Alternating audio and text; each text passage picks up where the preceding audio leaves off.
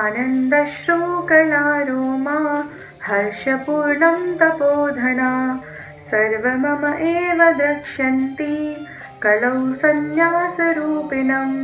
हरे Krishna. ISKCON Bikaner के official YouTube channel पर आप सभी भक्तों का हार्दिक स्वागत है। हम ये वीडियो गौर पूर्णिमा महोत्सव के उपलक्ष्य में गौरांग महाप्रभु की महिमा का गुणगान करने हेतु ये वीडियो बना रहे हैं। इस वीडियो का शीर्षक है श्रीवास ठाकुर के पुत्र का निधन। श्रीवास आंगन वह स्थान है जो वृंदावन धाम की रासथली से भिन्न नहीं है।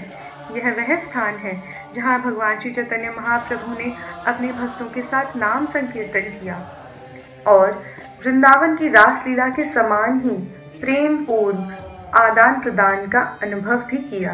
भक्तों की खुशी भगवान श्री गौरांग महाप्रभु की खुशी से बंधी थी। अगर प्रभु प्रसन्न होते तो उनके भक्त भी प्रसन्न होते, फिर भले ही उनके जीवन में बड़ी से बड़ी विपत्तियां ही क्यों ना आ रही हों। लेकिन अगर महाप्रभु अप्रसन्न या दुखी होते तो फिर भक्तों के दिलों को कोई भी शांत नहीं कर सकता था। ये उनके प्रेम का एक स्वभाव था। जब भगवान श्री चैतन्य महाप्रभु श्रीवास आंगन में नाम संकीर्तन और नृत्य कर रहे थे, तब श्रीवास के घर के भीतरी कक्ष से कुछ रोने का स्वर सुनाई दिया और श्रीवास को भीतरी कक्ष में बुलाया गया। वहां जाकर उन्होंने देखा कि उनके पुत्र का निधन हो गया है। उनकी पत्नी और परिवार के अन्य सदस्य वहां रो रहे थे।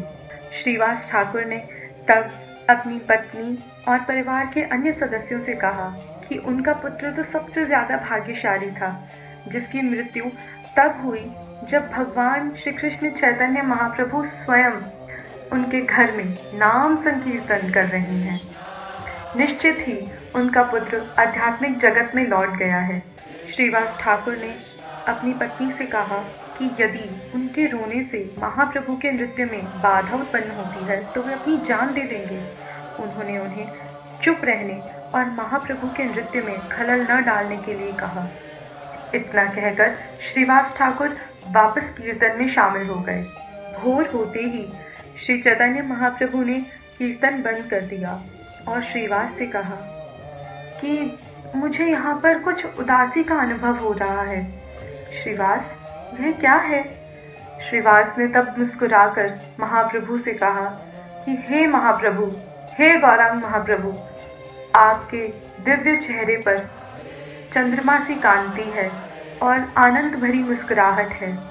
खुशी के अलावा इस घर में और क्या हो सकता है? तब अन्य भक्तों में से एक भक्त ने बताया कि श्रीवास ठाकुर के पुत्र का निधन रात को हो गया है।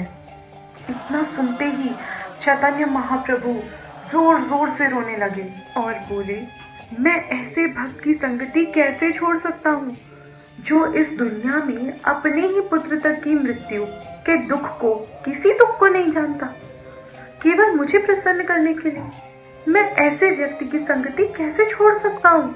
भगवान चैतन्य महाप्रभु को इस तरह बोलते हुए सुनकर भक्त बहुत भ्रमित हुए और उन्हें इस प्रकार बोलते हुए सुनकर सभी भक्तों के दिलों में भय उत्पन्न हो गया था। यह एक ऐसा रहस्य था जिसे कोई भी समझ नहीं पा रहा था। भगवान गौरांग महाप्रभु फिर कमरे में गए और उन्होंने उस मृत बच्चे से पूछा कि तुमने अपने पिता का घर क्यों छोड़ा? सभी को बड़ा आश्चर्य हुआ कि मृत बच्चा उठ खड़ा हुआ और कहने लगा, मेरे प्रभु, मैं तो आपका शाश्वत सेवक हूँ।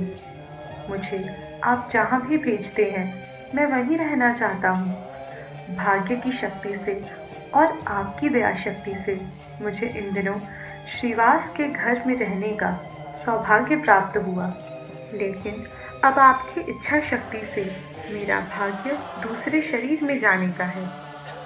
मेरे रिश्तेदार कौन हैं? मेरी माता कौन है? मेरे पिता कौन है? समय आने पर आत्मा को शरीर से निकल जाना चाहिए। अब मेरे प्रभु, मैं आपसे विनती करता हूँ कि मेरे द्वारा किए गए किसी भी अपराध के लिए मुझे क्षमा करें और मुझे यह वरदान दें कि अब मैं आपकी इच्छा शक्ति से जहाँ भी जाऊँ मुझे आपके भक्तों की संगति मिल सके।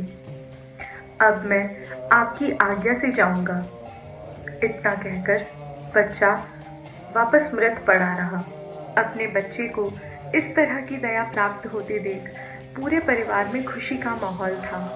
वे सभी भगवान श्री गौर हरि के चरण कमलों पर गिर पड़े और विनती करने लगी कि हे प्रभु, उन्हें हमेशा अपने भक्तों की संगति में रखें। भगवान श्री चैतन्य महाप्रभु ने यह घोषणा करी कि आपके बिना शर्त प्यार के कारण मैं और नित्यानंद सदा आपके पुत्र हैं। इसके बाद भगवान श्री गौर सुंदर ने बच्चे का अंतिम संस्कार किया। हरे कृष्णा। श्री गौरांग महाप्रभु की जय। गौर पूर्णिमा महोत्सव की जय।